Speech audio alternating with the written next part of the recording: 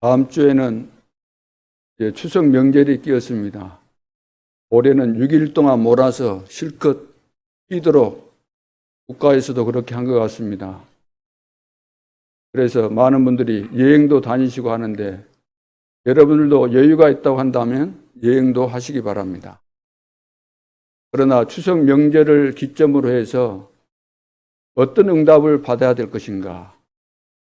여러분 가정마다 가문의 저주,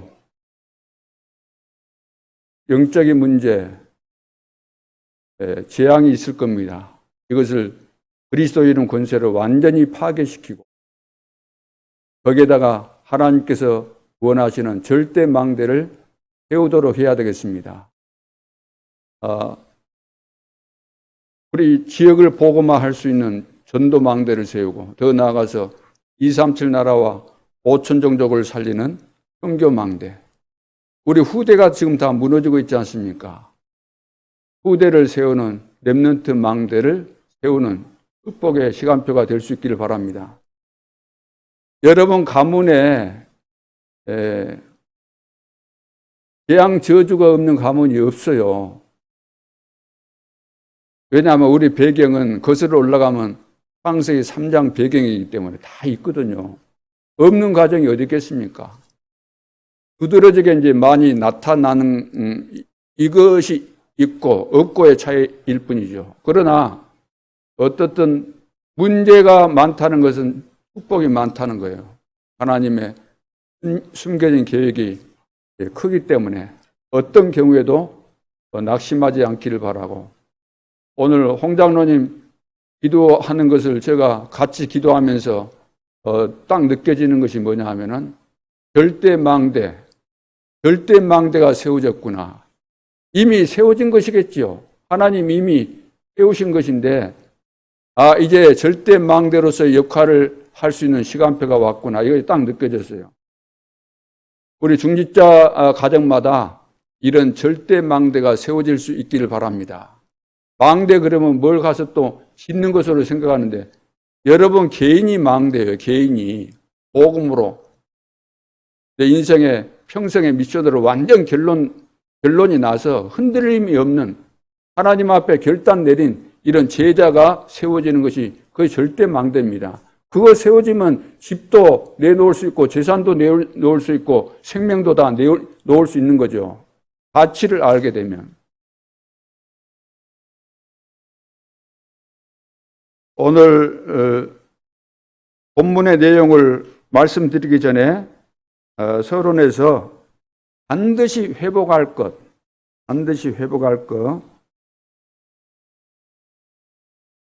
자, 그래서 하나님은 완전한 축복을 우리에게 주셨지만 깨닫지 못하고 종교 생활하듯이 하게 되면 평생 우리는 고생을 하게 됩니다.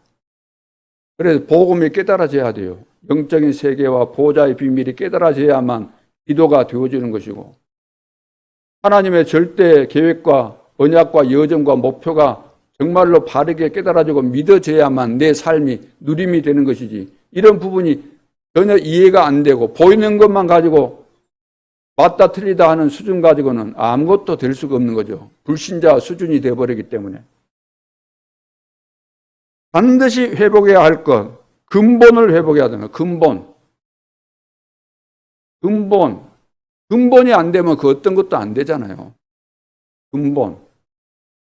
어떤 근본일까요? 복음이 근본적으로 딱 깨달아져야 돼요. 근본적으로 그리스도로 내 인생이 끝나야 돼요. 그리스도로 내 인생의 답이 딱 나오면은 오직 그리스도가 됩니다. 오직이 안 되면은 아닌 거예요. 그리스도 안에 다 있구나. 모든 문제 끝났을 뿐만 아니라 그리스도 안에 다 있구나. 과거, 현재, 미래 다 있구나. 지혜와 지식과 보화가 다 그리스도 안에 있구나. 이것이 깨달아지고 믿어질 때 오직이 되는 거예요. 그럼 어떤 문제를 만나도 그건 지나가는 문제일 뿐만 아니라 그 문제 속에는 큰 응답과 축복이 들어있는 것이기 때문에. 그러니까 이렇게 되어져야만 증인이 되는 거죠. 증거가 생겨야만 증인이 될 수 있잖아요. 근본적으로 복음이 회복이 안 되는데 증거가 올 수가 없어요. 복음으로 완전히 답이 나와야만 기도에도 응답이 있게 돼 있고 말씀이 성취되게 돼 있고 사람 만나는데 전도가 되어지게 돼 있고 그러면 증인이 될 수밖에 없고 이 속에서 내 인생을 바라볼 때 내 자신을 갱신할 수 있게 되는 거죠. 하나님께서 갱신시켜 주는 겁니다. 다른 말로 한다면 수준이 있는 사람으로 만들어 주는 거죠. 세계 복음화 해야 될 사람이 수준이 지역 복음화도 못할 정도의 수준이 되면은 어떻게 세계 복음화를 논할 수 있겠습니까? 그래 우리 수준이 돼야 돼요. 자, 그래서 반드시 회복해야 될 것 첫째, 근본을 회복한 다음에 특별히 우리 산업인들은 빛의 경제를 회복해야 됩니다. 빛의 경제. 이것은 하나님이 약속하신 것이기 때문에 믿음으로 받고 여러분들이 도전하면 반드시 빛의 경제가 회복되게 돼 있는 거죠. 초대교회는 빛의 경제를 회복했습니다. 초대교회가 어떻게 빛의 경제를 회복했습니까? 거기 모인 성도들 수준은 가난한 사람들, 더 정확한 표현으로 한다면 거지 수준의 그런 사람들이 모였습니다. 도무지 이 사람들 수준으로는 기업복음화도 할 수 없는 상황이었죠. 그런데 초대교회는 경제적으로 결핍함이 없었습니다. 왜 그랬을까요? 2장 43절 2장 43절에서 45절 거기에 보면은 재산을 내놓은 이런 성도들이 있었고 4장에도 보면은 바나바 같은 사람이 32절로 37절에 보면은 자기 재산, 밭을 내놓고 그러니까 한두 사람으로 인해서 결핍함이 없을 정도로 교회가 세계복음화 할 수 있도록 이렇게 된 거죠. 오늘 우리 교회도 이렇게 응답받는 전도자들, 쓰임받을 제자들이 일어나야 될 줄로 믿습니다. 그럼 어떻게 그런 사람들이 교회 안에서 일어났는가 그 말이에요. 어떻게 일어났을까요? 그 당시는 핍박 시대였고 여러 가지 복음운동하는데 걸림돌이 한두 가지가 아니고 자칫 잘못하면 죽을 상황인데 그런 속에서도 어떻게 이런 믿음의 사람이 나와서 생을 걸고 교회를 위해서 전도 선교를 위해서 재산까지 내놓을 수 있었을까? 이 사람들은 갈보리를 통과했고 감람산을 통과한 사람들입니다. 갈보리산에서 예수가 그리스도구나. 다 이뤘다고 말씀하셨을 때 다 끝났구나. 창세기 3장 문제가 다 끝났구나. 내 인생의 과거, 현재, 미래가 다 끝났구나. 여기에 결론 나온 사람들이 감람산에 부름받아서 거기서 40일 동안에 예수님께서 미션을 주셨습니다. 그래서 평생의 미션을 붙잡은 사람들이 마가다락방에 모인 거잖아요. 모였는데 한 120명가량 되는 성도들이었죠. 그 속에는 사도들, 70인 제자들, 그리고 여제자들 함께 모이는데 그 정도 숫자가 되었던 겁니다. 이렇게 되니까 그 속에 또 모였는데 마가다락방에 모였는데 약속하신 성령이 임했잖아요. 오순절 날이 이미 이름에. 근데 그 모임 속에 누가 들어왔어요? 하나님이 누구를 불러들였어요? 15개 나라에서 온 사람들을 불러들였는데 이 사람들이 예루살렘 성전에 와서 예배 드리기 위해서 온 사람들인데 하나님께서 몰아서 마가다락방으로 오게 만든 겁니다. 이 사람들은 다 먼 나라에서 온 사람들이기 때문에 사람인들이라고 할 수 있죠. 경제가 뒷받침된 사람들이 왔기 때문에 예배를 드리면서 이 사람들이 헌금 했겠습니까? 안 했겠습니까? 헌금 할 수밖에 없잖아요. 빛의 경제를 우리 산업인들, 우리 중직자들이 다 회복해야 될 줄로 믿습니다. 그래서 이 성령의 역사와 흐름 속에서 핍박이 일어났잖아요. 예루살렘, 온 유다, 사마리아까지 막 복음화 되어지는 가운데서 핍박이 일어나서 도망을 가지 않으면 안 될 정도로 큰 핍박이 일어났습니다. 스데반을 돌로 쳐 죽이는 사건, 그것을 기점으로 해서 더 악질적으로 변한 거죠. 이것 때문에 스데반의 환난을 인하여 흩어진 자들이 안디옥에 교회를 세웠습니다. 도망가면서도 어떤 사람들은 유대인에게만 복음을 전했죠. 그러나 어떤 사람들은 이방인에게도 복음을 전하는 가운데서 안디옥에서 교회가 세워지게 됩니다. 이 교회가 13장 1절에 보면 5인 1조라 그러잖아요. 5인 1조.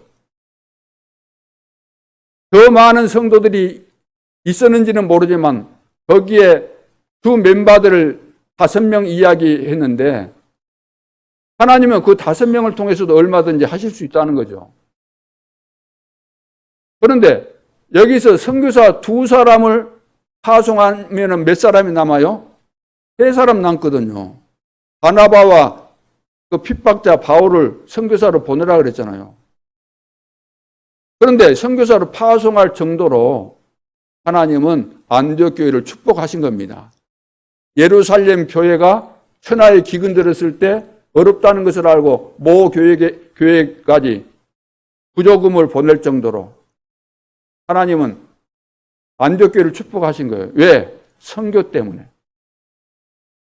하나님의 관심, 하나님이 무엇을 하실 때 기뻐하실까? 이것을 눈치를 채우면은 우리가 응답을 받고 쓰임받는 데는 전혀 어려움이 없는 것입니다. 전도 선교에, 우리 후대 교육에 관심만 가져도 하나님은 기뻐하시는 거죠. 자, 그래서 첫 선교사 파송에 쓰임받는 빛의 경제. 빛의 경제를 우리가 회복해야만 선교사도 파송하고 선교사도 도울 수 있고 그러지 않겠습니까? 또 한 가지는 로마 복음화에 쓰임받은 빛의 경제가 있죠. 로마 복음화에. 거기는 이제 브리스길라 부부 같은 경우 로마서 10장 3절로 4절에 보면 바울, 그 당시 선교사였던 바울을 위해서 자기 목이라도 내놓았다 그랬어요. 바울은 그래서 브리스길라 부부를 어떻게 인정했습니까? 이들은 나의 동역자다 그랬어요. 동역자. 똑같은 동등한 위치로 생각하면서 세계 복음화를 위해서 동역자 역할을 감당했다. 그리고 16장 23절에 가이오가 있습니다. 빛의 경제를 회복한 사람이죠. 바울뿐만 아니라 전도자들의 십주인 역할을 감당했다. 그렇다면 여러분들이 이 말씀을 들으면서 나도 이런 응답을 받아야 되겠구나. 하나님이 지금 이 시대도 변함없이 역사하시는데 언약 성취를 해 가시는데 과거보다 지금은 더 긴박하고 더 중요한 일들이 많이 있기 때문에 하나님이 나를 축복하시면 237과 5천 종족을 살릴 수 있는 빛의 경제가 임할 수 있다. 우리가 이걸 깨닫고 나의 언약으로 평생의 미션으로 붙잡으면 승리할 수밖에 없는 거죠. 그래서 로마 복음화에 쓰임받았던 빛의 이 경제. 바울도 봐보세요. 바울도 로마서 10장 25절로 27절에 보면 나의 복음과 예수 그리스도를 전파하면 영세전에 감춰졌던 것이 나에게 나타났다. 영세전에 감춰졌던 것, 누구에게도 하나님이 밝히지 않았던 것, 어마어마한 비밀, 이것을 나에게 주셨다는 거예요. 이보다 더 큰 축복이 어디 있습니까? 자, 이런 축복이 우리 교회에 임해야 될 줄로 믿습니다. 산업인 우리 중직자, 모든 성도들이 이런 빛의 경제를 회복해야 될 이유를 알고 이 축복에 도전할 수 있기를 주님의 이름으로 축원합니다. 자, 그러면서 두 번째는 최고의 기회를 얻은 렘넌트입니다. 렘넌트 그러면은 우리 청소년들, 유치원생들, 이런 애들도 렘넌트겠지만 어른들도 렘넌트예요. 기회를 얻은 렘넌트. 그 기회가 뭘까요? 첫째는 만남입니다. 만남의 축복. 하나님은 우리를 축복하시는데 만남이라는 이 사건을 통해서 이것을 통해서 이루어 가시는 거예요. 그래서 내가 신앙생활하면서 누구를 만나느냐, 이것은 우연이 아닙니다. 필연인데 내가 누구를 만나느냐. 안 될 사람은 안 될 사람 만나게 되는 거예요. 사기당할 사람은 사기꾼 만나게 됩니다. 나름대로 돈도 아끼고 헌금도 안 하면서까지 아끼다가 어느 날 사기꾼한테 헌금 안 했던 정도가 아니고 몇 배로 다 당해버리는 거죠. 만남의 축복, 운명이 바뀌는 만남입니다. 그러잖아요. 우리 애들도 학교 보내는데 친구를 사귀었어요. 어떤 친구 사귀었는가? 인생이 바뀝니다. 굉장히 중요한 부분이죠. 어른들도 마찬가지고. 그래서 이제 고린도에서 만남이 있었는데 하나님이 다 배후에서 역사하신 거죠. 로마에서 추방당해가지고 고린도에 온 브리스길라 부부와 이 사람들은 신앙생활을 하고 있었는데 어디서 신앙생활을 했을까? 사도행전 2장 10절에 보면 로마에서 온 나그네 이들이 브리스길라 부부가 맞을 것이다. 성경학자들은 너도 나도 할 것 없이 다 그렇게 이야기합니다. 추방당해서 강제로 추방받아서 고린도에 왔고 바울은 아덴 전도하고 고린도로 왔습니다. 거기서 이제 전도했지만 나름대로 실패했다는 사실을 바울이 고백하지 않습니까? 나는 앞으로 그리스도와 십자가 외에는 자랑하지 않겠다라고 이렇게 확정을 딱 짓잖아요. 그리스도와 십자가 외에는 절대로 말하지 않겠다. 작정을 합니다. 작정을. 그 작정이 아덴 전도에서 있었던 것을 염두에 두고 했을 것으로 느껴지는 거죠. 그래서 만났으니까 이 만남이 보통 만남이 아니지 않습니까? 여기에서 브리스길라 부부가 평생 나는 이 전도자를 위해서 생을 드려야 되겠다. 그런 중심을 가지고 로마까지 가서 선교합니다. 로마까지 따라가요. 로마. 그래서 브리스길라 부부 무덤이 로마에 있다고 하지 않습니까? 그렇다면 우리 렘넌트는 만남이 중요하다고 하는데 학교에 가서 이상한 친구 만날 수도 있겠지만 그보다 먼저 교회 안에서부터 그보다 더 중요하고 의미가 있는 만남이 되어져야 되는데 세상에서 훌륭한 사람들을 만나면 얼마나 배울 것이 많아요. 근데 미국에 훌륭한 사람이 있다는 거 아는데 그거 만나려고 하면은 여러분 돈이 있어야 되는데 비행기 타고 가야 되잖아요. 비행기 싹도 있어야 되고 또 설령 간다 할지라도 상대방이 안 만나주겠다 그러면 만날 수 없잖아요. 여러분들 만나고 싶다고 다 만나주겠어요? 안 만나주지? 그쪽에서 예를 들어서 만나고 싶다 그러면 그 애가 누군데 나를 만나자고 하지? 조사 나오잖아요. 그 아버지는 어떤 아버지고 그 애는 지금 학교를 다니면 공부는 잘하는가? 뭔가 뭐 대단한 것이 뭐 있나? 이런 것을 다 따져 물을 거 아니에요. 아, 나 그런 애 안 만나. 시간 없어. 그러지. 그럼 어떻게 만날 수 있어요? 책을 가지고 만날 수 있다는 거예요. 책을 가지고. 그래서 우리 교사들과 우리 교육자들은 렘넌트들이 최고의 만남이 되도록 좋은 책, 반드시 읽어야 될 필독서를 잘 소개하고 읽도록 만들어서 제대로 만남의 축복이 이루어지도록 하는 것이 오히려 실제로 만난 것보다 책을 통해서 그 사람의 깊은 사상과 인생 철학을 더 정확하게 알 수 있습니다. 사람 만나면 그 한계가 있잖아요. 자기 속에 기억나는 것만 몇 가지 이야기하겠지만 책에서는 그런 것들을 꼼꼼히 다 기록을 했기 때문에 더 좋은 만남이 될 수 있는 것이죠. 그래서 최고의 기회를 우리 렘넌트들이 지금 이 시점에서 이 시간표 놓치지 말고 제대로 미래를 내다보면서 준비하는 그런 기회가 되도록 해야 되겠습니다. 그리고 이제 세 번째, 렘넌트의 그 본질 회복인데, 우리 어른들도 다 여기에 해당된다 그랬죠. 본질을 회복해야 돼요. 렘넌트 그러면 남은 자, 남는 자, 남을 자, 남길 자 그랬죠. 그러면은 남은 자가 뭔가? 남은 자는 복음 회복한 자를 말합니다. 복음 회복한 자. 초대교회 120명 되는 이 성도들은 복음을 회복한 사람들이죠. 남는 자는 능력 회복한 자를 말합니다. 능력을 회복한 자. 오순절 성령의 역사가 임하고 성령 충만이 임했죠.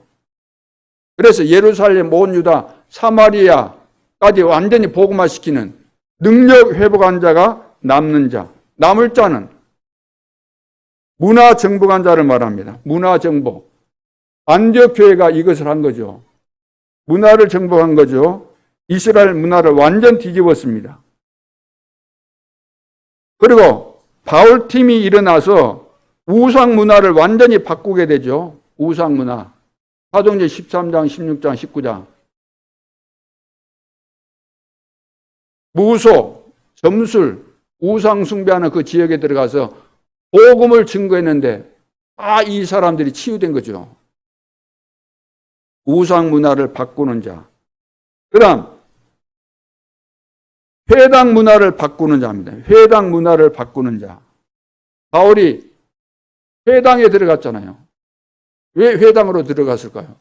거기 중요한 사람들이 다 모이니까 그곳에 가서 복음을 전했는데 후대들이 거기 다 있는 거죠. 그래서 서밋으로 만드는 길이죠. 그래서 우리 렘넌트가 서밋이 될 수 있도록 길을 알려주는 이런 일들을 우리 교회에서 해야 될 줄로 믿습니다. 회당에 들어가서 바울이 한 것이 뭐냐면 그리스도의 당위성, 예수가 그리스도라는 사실을 깨닫고 안 믿으면 안 되는, 절대로 안 믿으면 안 되는, 믿지 않으면 안 되는 이유를 설명했다는 거죠. 그리고 18장 4절에 브리스길라 부부와 들어갔을 때 뭘 했습니까? 같이 회당에 들어갔을 때. 안식일마다 들어갔다 이 말은 예배가 무엇인가, 기도가 무엇인가 이것을 깨닫도록 해준 것을 말하는 겁니다. 자, 그런가 하면은 19장 8절에 보면은 에베소 지역에 들어가서 석 달 동안 하나님 나라의 일에 대해서 강론했다 그랬습니다. 강론하고 권면했다. 그래서 또 거부하는 사람들이 있었기 때문에 제자들을 따로 세워가지고 브란도 서원에서 2년 동안 이 훈련을 시킨 겁니다. 이게 서밋으로 하도록 만들어준 거죠. 이것이 바로 회당 문화를 바꾸는 자죠. 렘넌트라는 것이 이런 어마어마한 축복 가운데 있는 사람들이죠. 그런가 하면 로마 문화를 바꾸는 자. 로마는 전 세계에 재앙을 줄 수 있는 강대국이기 때문에 이것을 막는 망대를 만든다는 것은 너무나도 중요한 것 아닙니까? 그래서 하나님은 바울을 이 일에 쓰임받도록 이미 선택하신 겁니다. 그래서 평생에 미션을 주셨잖아요. 이방인과 임금들과 이스라엘 백성들을 위해서 택한 나의 그릇이다. 그래서 바울이 이것을 깨닫고 사도행전 19장 21절에 로마도 보아야 하리라. 뭐 에베소 복음화되고 이 정도가 아니고 나는 로마까지 가야 될 사람이다. 이것을 알고 계셨던 하나님이 또 말씀하시잖아요. 너 예루살렘에서 증거했던 것처럼 너가 로마에서도 증거해야 될 것이다. 그 주님이 말씀하셨다 그랬어요. 그리고 27장 24절에는 죄수가 아닌데 죄수로 간 겁니다. 왜? 로마 황제를 만나서 내가 복음을 전하는 것이 법적으로 잘못된 것이 아니고 합당하다는 사실을 밝히기 위해서, 허락을 받기 위해서 죄수로 가는데 어젯밤에 주의 사자가 나타나서 자기에게 바울에게 말한 거예요. 풍랑만다고 막 위기 만났을 때 바울아 두려워 말라 내가 가이사 앞에 서야 될 것이다. 풍랑 만나고 배가 파손돼도 상관없다는 겁니다. 언약은 반드시 무엇되기 때문에? 언약은 반드시 성취되기 때문에.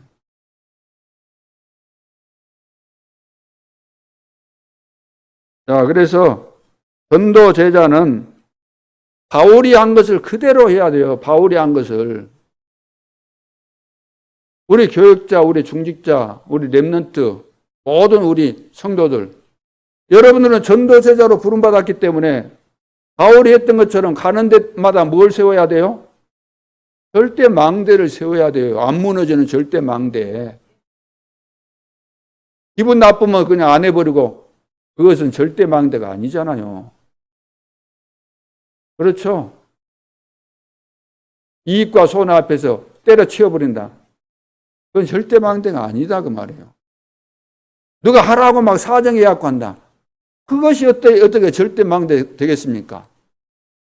말씀만 듣고도 하나님께서 나를 보고 나에게 지금 하신 말씀이구나. 우리 가정에서 내가 받은 이 복음운동, 이것은 나만 가지고 있을 수 없고 내 가정을 살릴 뿐만 아니라 이웃을 살리고 더 나아가서 237, 5천 종족을 살릴 수밖에 없는 놀라운 복음, 절대 복음을 내가 입 다물고 있다고 한다면 내가 죄인 중에 죄인이구나. 핏값을 나에게 찾는다 그랬잖아요. 말 안 해주면. 절대 망대. 이것은 이거 목사님이 또 절대 망대 세우라구나. 그렇게 들으니까 여러분들이 설교를 제대로 못 듣는다는 거예요. 하나님의 음성으로 듣고. 하나님 앞에서 기도해 보세요. 하나님 절대 망대를 세우는 것이 하나님의 뜻입니까? 아닙니까? 기도해 보세요. 기도를 안 한다는 거예요. 해보세요. 너는 안 세워도 돼. 안 세워도 된다. 그런 응답 받으신 분 있으면 와서 이야기해 주세요. 저한테. 그러면 예외로 제가 따로 정리를 하겠습니다. 이분은 절대 망대 안 세워도 되는 하나님과 상관없는 자로 따로 이렇게 장부를 만들어서 목록으로 이렇게 기록을 하든지 할 테니까. 절대 망대 세우면 기적이 일어납니다. 여러분 개인뿐만 아니라 이 교회가, 하나님이 교회를 세워서 세계복음화 하려고 하는데 절대 망대가 몇 군데만 세워져 보세요. 어떻게 되겠는지. 하나님이 축복 안 하실 수가 없는 거죠. 자, 오늘 제목이 애굽에서 모압까지의 여정입니다. 모압. 암몬과 모압 있잖아요. 자, 가나안 땅에 들어가려고 할 때 제일 먼저 걸리는 사람들이 암몬과 모압인데, 암몬과 모압이 누구예요? 롯, 아브라함의 조카 롯의 딸들. 롯의 딸들이 가만히 생각해 보니까 남자가 없어요. 다 소돔과 고모라 성 다 유황불이 내려가지고 멸망시켜버리고 도망가서 토할 땅 거기에 들어가 있는데 남자가 없어요. 남자가. 여자들이 이제 다 컸는데. 그래가지고 밤에 둘이가 머리를 쓴 겁니다. 어떻게 하면 좋겠냐. 그래서 자기 아버지에게 술을 마시게 해가지고 아버지와 관계를 둘 다 맺게 됩니다. 그래서 거기서 아들이 나왔는데 베남미와 모압이 나왔습니다. 베남미는 암몬 족속이 되고 모압은 모압 족속이 된 거예요. 그래서 모압 족속이 이제 막 늘 방해를 많이 하지 않습니까? 애굽에서 이제 출애굽해서 지금 출애굽할 때 어떤 일이 일어났어요? 장자를 다 죽인 사건이 발생했죠. 그래서 그때 애굽 땅에는 그 장자들 장례식하느라고 정신이 없었어. 그 시간 맞춰서 출애굽에 나왔는데 람셋에서 여기 모압까지 오는데 일주일이면 되는데 40년이 걸렸다는 40년. 40년 걸려서 가면서 진을 치고 또 옮겨가고 진 치고 이것이 몇 군데? 40군데, 40군데.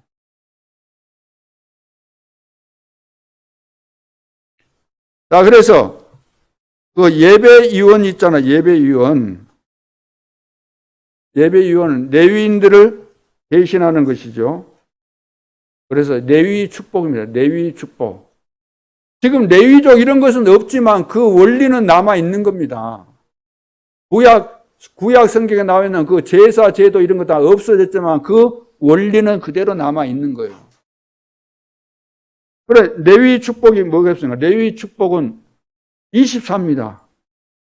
기도 24에서 이제 주일 여러분들이 봉사를 하셔야 되는 거죠. 그것이 바로 예배입니다. 예를 들어서 예배 순서를 맡았거나 예배위원들이나 또 그리 않다 할지라도 예배 드리기 위해서 오신 분들도 마찬가지예요. 우리 하나님을 섬김에 있어서 가장 중요한 것이 예배잖아요. 예배를 통해서 하나님 만나고 하나님으로부터 은혜를 받고 그래야만 한 주간 동안도 우리가 승리하게 되는데 예배가 가장 중요한 거죠. 오늘부터 한 걸음 한 걸음을 기도로 시작하시기 바랍니다. 아주 편안한 마음으로 고요한 마음을 가지고 감사하는 마음으로 예배 드릴 때도 그렇고 예배 끝나고 여러분들이 집에 가시든지 또 생활하면서 직장 생활하면서도 늘 마음속에는 고요함이 있어야 돼요. 감사가 있고 편안하게. 여러분 하나님 자녀 아닙니까? 하나님이 함께 하시고 세상 두려워하지 말라. 내가 평안을 너에게 주겠다. 담대하라. 자, 그렇다면 이런 중심을 가지고 여러분들이 예배뿐만 아니라 삶 속에서도 24시가 되어져야 될 줄로 믿습니다. 그래서 애굽에서 모압까지 가는 동안 40곳을 통과하면서 제일 많이 한 것이 뭘까요? 제일 많이 한 거, 예배와 헌금입니다. 예배와 헌금. 오늘날로 말하면 예배와 헌금인데 그 당시로 말한다면은 성막, 제사, 장막 이거죠. 그래서 많은 여정을 가는 중에 어려움을 한 가지로 해결했어요. 가면서 얼마나 많은 일들이 발생했습니까? 왜냐하면 계속해서 출애굽해놓고도 홍해 앞에서 불평했죠. 계속해서 불평했잖아요. 그 많은 어려움을 무엇으로 해결했죠? 한 가지로 해결했습니다. 그 한 가지가 뭐냐면은 예배로 해결한 거예요. 예배. 다른 말로 한다면 제물로 해결한 겁니다. 그래서 성소 만들어 놓고 제물을 드린 거잖아요. 대제사장이 제물 드린 거 아닙니까? 이거 아니면 해결이 안 되는 거예요. 성막, 회막, 장막 중심으로 간 겁니다. 자, 그러면은 예배는 지금 이제 그 보호자의 축복을 움직이는 시간이죠. 예배라는 것이. 그냥 예배 드리는 거 아닙니다. 여러분들은 지금 하나님이 이곳에 계시지만 보호자에 계시면서 이곳에 계시잖아요. 그러죠? 지금 예배 드릴 때 보호자와 통하는 시간이기 때문에 이것을 의식하고 드려야 돼요. 시공간 초월하시고 237회까지 하나님께서 역사하시는 그 중요한 이 시간표 속에 지금 우리가 예배를 드리는 겁니다. 그러면 여러분들이 영적 서밋으로 바뀌는 거죠. 영적 서밋이 돼야 돼요. 영적인 비밀을 알고 영적 세계를 알고 영적인 예배를 알고 영적인 축복을 알고 하나님과 나와 관계가 영적으로 이게 맺어진 관계구나. 불과 분리, 뗄래야 뗄 수 없는 영원한 언약 속에서 맺어진 이 관계구나. 이것이 깨달아져야만 그것이 예배가 되는 것이지. 그런 거 전혀 모르고 목사님 오늘 넥타이 불구스름한 거 맺구나. 오늘 목사님 이 앞번에 안경이 틀리던데 오늘은 또 틀리네. 이 앞번에 안경을 집에서 쓰던 거 모르고 쓰고 나왔거든. 어떤 사람은 그런 것만 보는 사람이죠. 그게 뭐 그리 중요하겠습니까? 그렇다면 어떤 예배를 드려야 될까? 어떤 예배를? 첫째, 성소의 축복을 회복해야 됩니다. 성소의 축복을 회복하지 못하면 그 예배라고 할 수 없는 거죠. 그럼 성소의 축복이 뭡니까? 성소 안에 뭐가 있죠? 성소 안에 그 만들어진 그 기구들이 다 의미가 있는 겁니다. 떡상 만들어놔요. 떡상에다가 떡을 그 진열해 놓죠. 떡을 누리는 거예요. 떡 먹어야 살 거 아니에요. 그렇죠? 예수님이 자의 생명의 떡이요, 떡. 예수님은. 향단이잖아요. 향단이 뭐예요? 향단. 향을 피우잖아요. 향을 피우면 연기가 어떻게 해요? 연기가 위로 이리 올라가요? 아니면 향 피울 때 연기가 그냥 밑으로 곤두박질을 해가지고 발바닥에서 놀아요? 위로 올라가잖아요. 위로. 향이. 그러니까 24시 피우라 그랬잖아요. 우리의 기도가 24시 하나님과 통해야 된다는 거죠. 24시 기도. 그래, 보호자로 쫙 올라가야 돼요. 요한계시록에도 나오잖아요. 우리의 기도를 금향로에 담아서 다 가지고 올라간다. 등불. 밤이 되면 어두우니까 빛을 비춰줘야 되기 때문에 불을 켜야 되잖아요. 등불. 불이 없으면은 시편 119편 105절에도 보면은 주의 말씀은 내 발의 등이요 내 길의 빛이니이다. 등불 보고 비춰줘야만 알 수 있다 그 말. 물두멍 손 씻어야 된다는 거. 손 씻고 들어가라는 거. 손 씻고. 우리가 살다 보면 여러 가지 자범죄 이런 거 짓게 되는데 다 씻으라는 거죠. 생명과 관계가 있는 거죠. 자, 더러운 거 다 씻으라. 기름, 성령의 역사를 말합니다. 자, 여기서 중요한 24, 25 영원히 오는 거죠.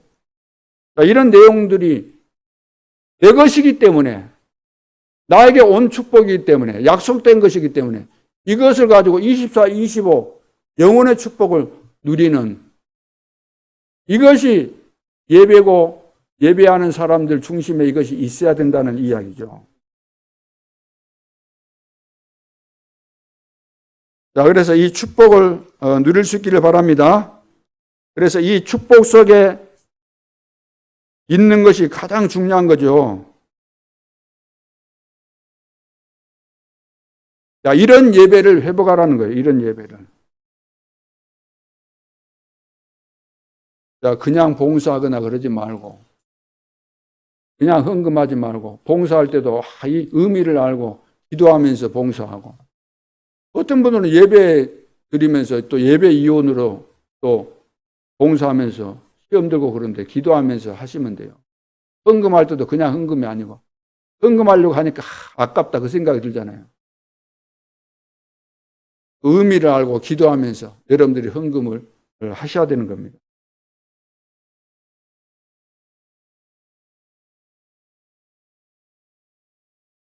자, 그래서 이제 우리가 토요일 날은 주일날을 위해서 기도를 해야 됩니다. 주일날 스케줄이 다 있지 않습니까? 주일날 모임하는 스케줄도 있고 또 예배 드리는 그 시간표 오늘 같으면은 이제 또 권사의 헌신 예배로 해영 선교사님이 지금 같이 예배를 드리지 않습니까? 오셔가지고 사모님까지 이번에는 같이 오셨어요. 하나님의 또 큰 계획이 있기 때문에 여러분들이 기도하시면서 선교사님을 통해서 하실 말씀이 있는 거예요. 제가 했을 수도 있지만 여러분들이 기도하면 안 듣거나 무시했거나 했기 때문에 하나님이 선교사님 보내가지고 꼭 드려야 될 말씀을 오늘 주실 줄로 믿습니다. 기도하는 사람하고 안 하는 사람하고 차이가 있는 거죠. 기도하는 사람, 하나님께서 오늘 선교사님 보내셨는데 무슨 말씀을 주실까? 내가 평생의 미션으로 붙잡아야 되겠다. 그렇게 기도하고 들으면은 오늘 진짜 인생이 바뀌지 않을 사람이 어디 있겠습니까? 그렇게 될 줄로 믿습니다. 두 번째는 지성소의 축복. 이걸 회복하라는 겁니다. 지성소의 축복. 지성소. 성막 안에 들어가면은 처음에 들어갈 때가 큰 데가 성소고 그 안쪽에 보면 칸막이가 되어 있고 그 안에가 지성소가 있어요. 지성소는 아무나 들어가면 안 돼요. 대제사장만 들어가는데 대제사장도 마음대로 들어가는 거 아닙니다. 1년에 한 번 딱 들어가는 거. 그 안에 들어가면 뭐가 있냐? 뭐가 있을까요? 언약궤가 있어요. 언약궤. 언약궤. 언약궤는 하나님의 임재를 상징하는데 다시 말해서 하나님의 언약이 있다는 거예요. 언약. 언약 중심, 말씀 중심 하라는 거죠. 거기에 이제 스랍들이 또 있습니다. 스랍들. 눈에 보이지 않지만 천사들이 활동하는 거예요. 오늘 눈에 보이지 않지만 천사들이 활동하는 겁니다. 성령께서 역사하시고. 또 사단도 이 틈바구니 속에서 역사하는 거죠. 그리고 대속죄일, 1년에 한 번 들어가는 거죠. 대속죄일. 가서 들어갔을 때 자기 죄의 문제를 해결하고 전 백성들의 죄의 문제를 해결하는. 그러니까 지성소의 축복을 회복해라. 이제 대제사장 안 들어가도 돼요. 내가 대제사장과 같은 격이 된 거예요. 왜? 예수님께서 십자가상에서 다 이루었다고 말씀하실 때 성전에서 무슨 일이 났습니까? 그렇죠. 중간에 막힌 휘장, 막힌 담을 헐어버린 거예요. 다 세기를 열어버린 거예요. 그래서 너희는 택하신 족속의 왕 같은 제사장들이다. 우리가 제사장, 영적으로 제사장, 왕, 선지자, 즉 사명을 가졌기 때문에 우리가 예배할 때도 흑암을 무너뜨리고 오늘도 말씀에 집중하도록 은혜를 주시고 이런 내용들이 나에게 와 있는 신분과 권세이기 때문에 이것을 활용할 수 있어야만 지성소, 성소, 지성소의 축복을 우리가 누리고 있는 것이죠. 세 번째는 세 군데 뜰의 축복을 회복해야 됩니다. 세 군데 뜰, 여러분 아시죠? 이방인의 뜰, 기도의 뜰, 아이들의 뜰. 성전 안에 이 세 가지 뜰, 하나님이 이 세 가지 뜰을 주셨어요. 만들게 하시고. 이것이 이방인의 뜰이 237이죠. 기도의 뜰이 치유고, 아이들의 뜰이 서밋, 렘넌트를 서밋으로 세우라고. 이것이 성전을 우리에게 주신 목적인데 이것을 다 잃어버린 겁니다. 여기서 장사하다가 예수님께서 열받으신 거예요. 그래서 화를 내시고 채찍질 하시고 상을 다 엎으시고 그것을 한 겁니다. 헤롯이 유대인들의 환심을 사서 오랫동안 통치를 잘해보려고 46년 동안에 걸쳐서 성전을 지었는데 이 성전 다 무너질 것이라고 말씀하셨어요. 만민이 기도하는 집인데 강도의 소굴로 만들었다. 너희들이 만들었다.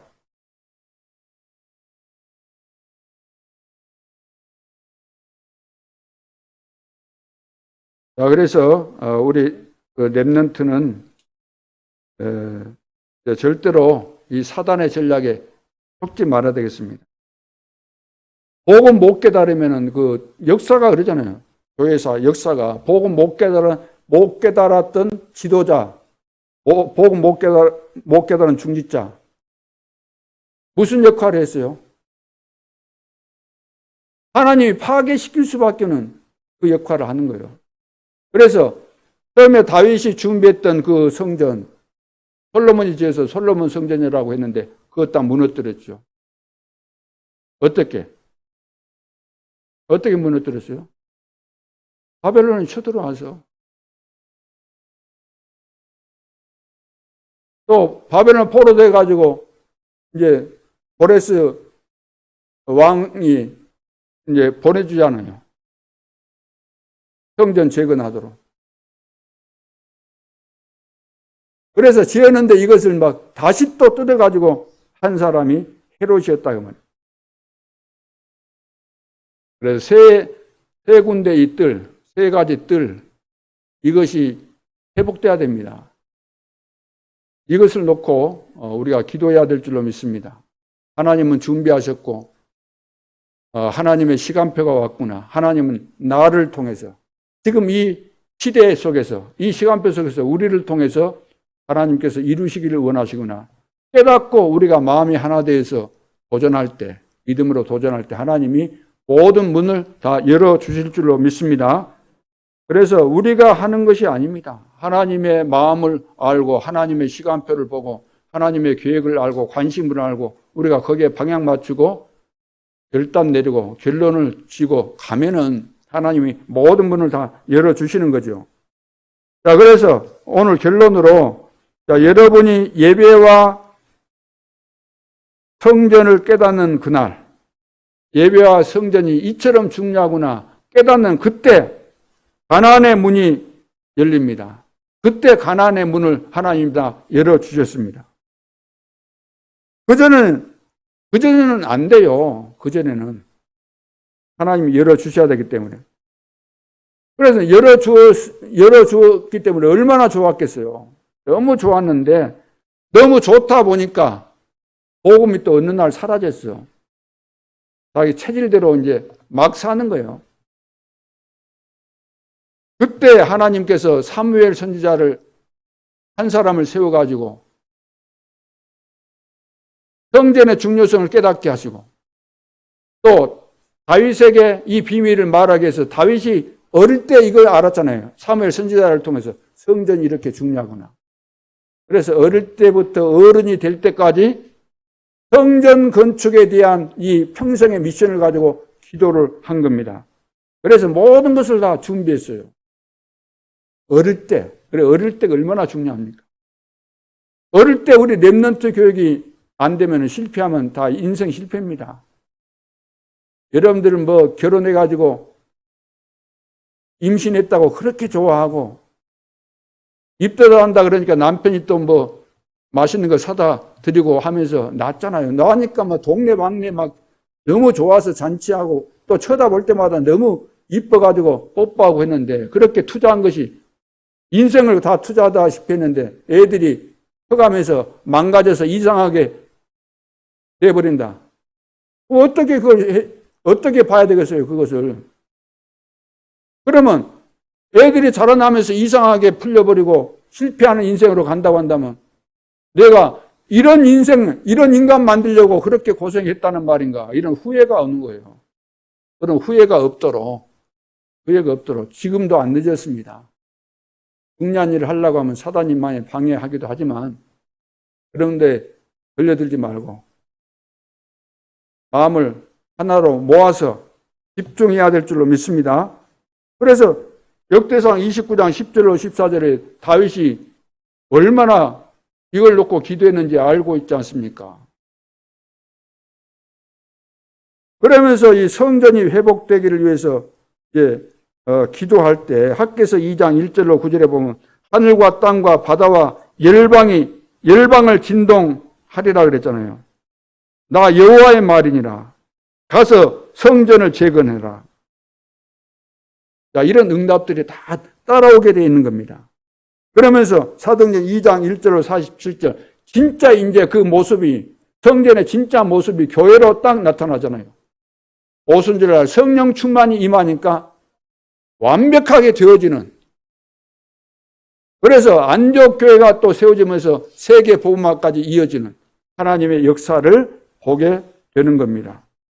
그렇다면 렘넌트가 예배에 성공하면은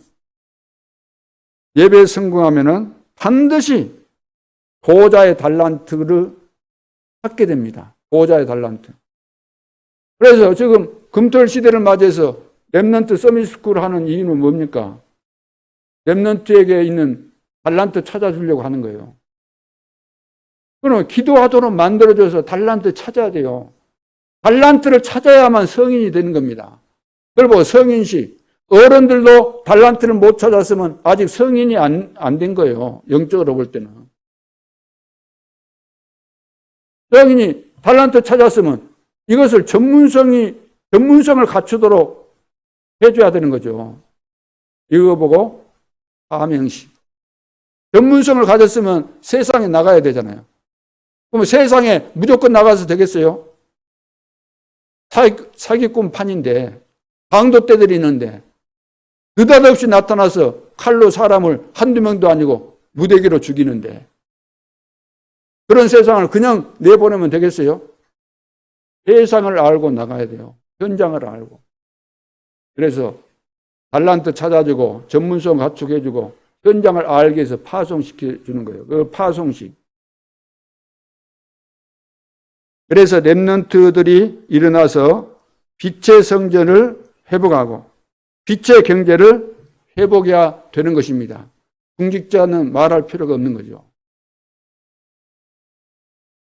그래서 렘넌트는 어디를 가든지 확실하게 당당히 설 수 있도록 뭔가 선악을 구분할 수 있고 옳고 그름을 제대로 판단하고 올바른 선택을 할 수 있도록 만들어 보내야 되는 거예요. 그래야만 속지 않게 되는 거죠.